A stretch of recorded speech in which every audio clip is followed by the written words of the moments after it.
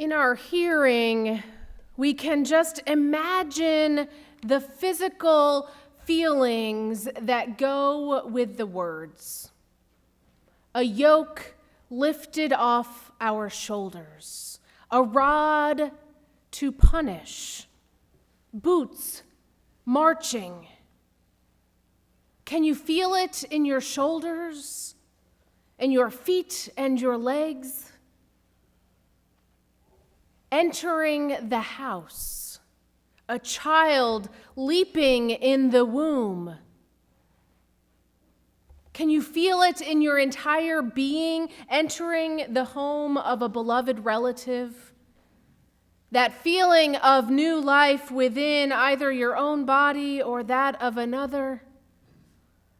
Our physical bodies can feel such an array of things.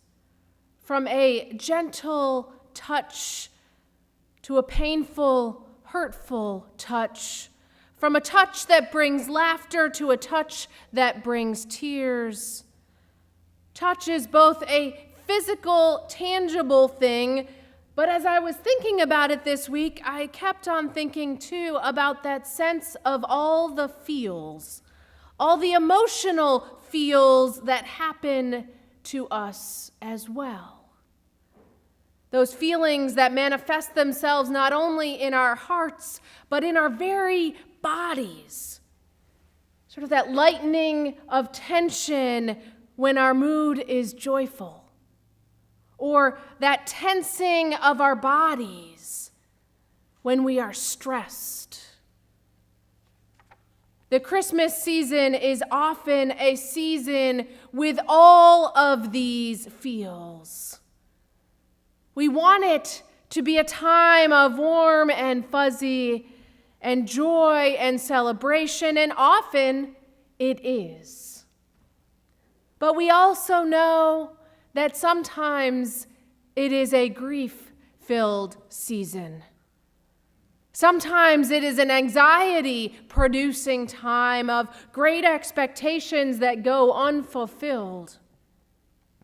It is a time, yes, when we reach out our hands and hold hands with those that we love.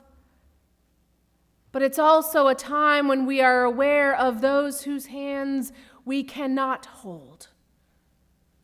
It is a time when we're generous and we reach out and we share. But it's also a time when we are aware that others have more, bigger, different than we do. And if we think beyond our Christmas this year to that very first Christmas, and we can think about the physical feelings of that day, of the scratchy hay,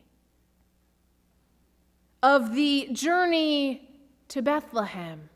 Now, which FYI, this was not a comfort, climate-controlled car or train that took Mary and Joseph to Bethlehem, but a riding or walking painfully across the bumpy land kind of feeling. And it was that fear that they had to go to a city they no longer lived in to register.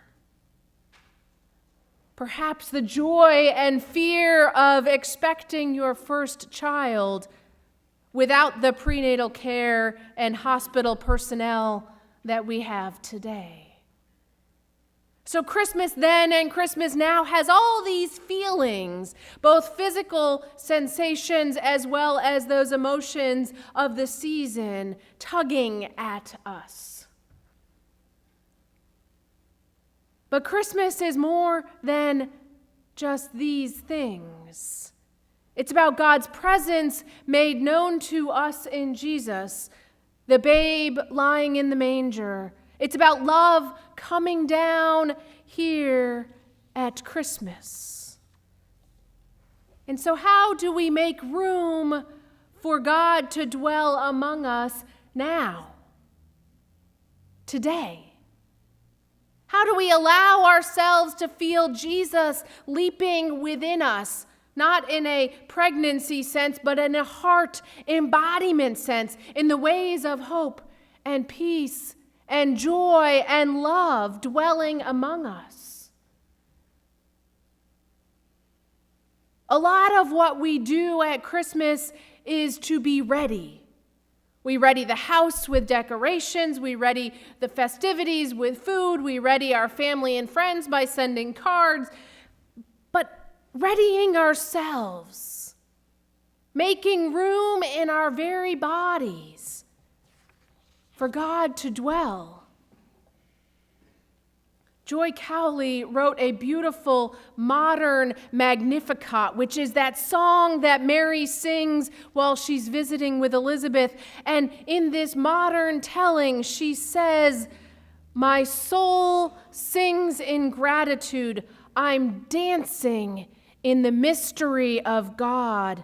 The light of the Holy One is within me, and I am blessed, so truly blessed.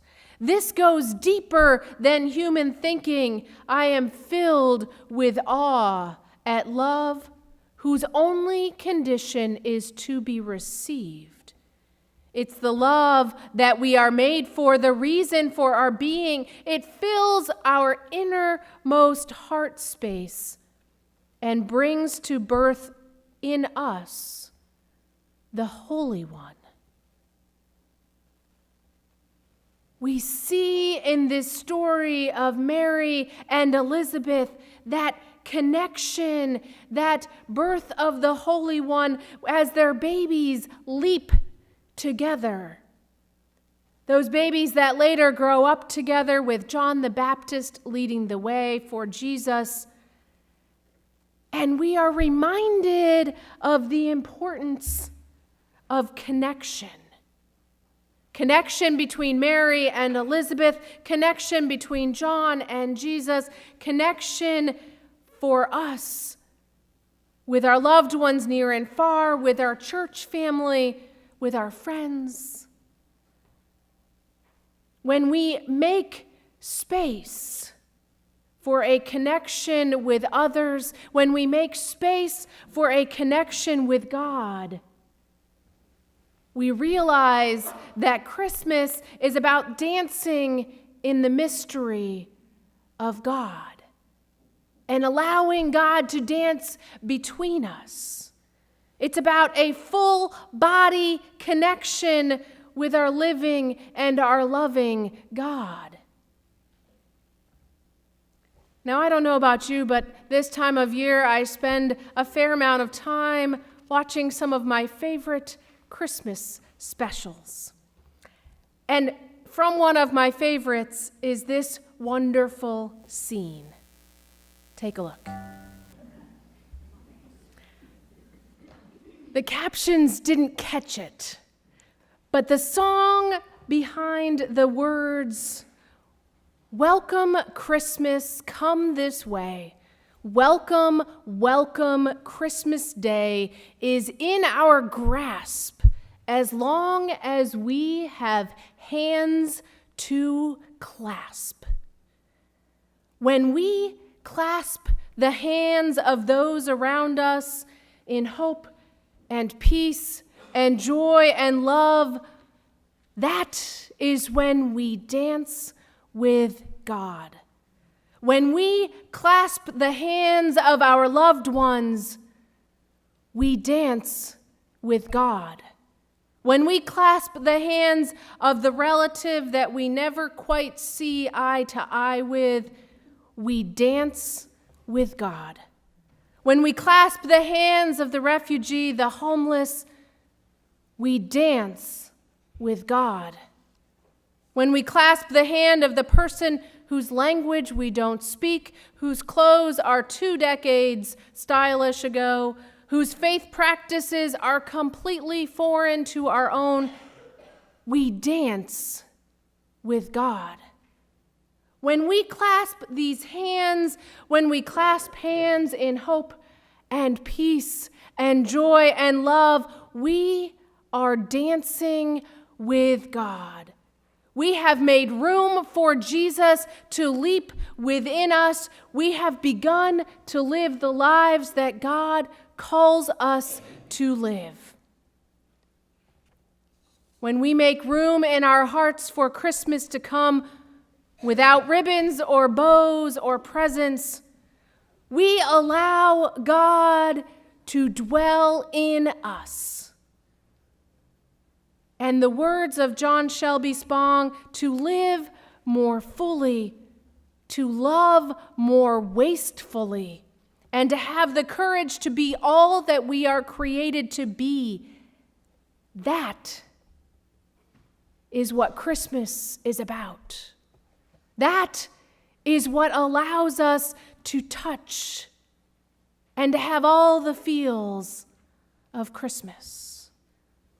So when we feel the feels of the season in our bodies and in our hearts, when we clasp the hands of those around us, we do so knowing that we dance with God, that we are filled with the Holy One. Thanks be to God. Amen.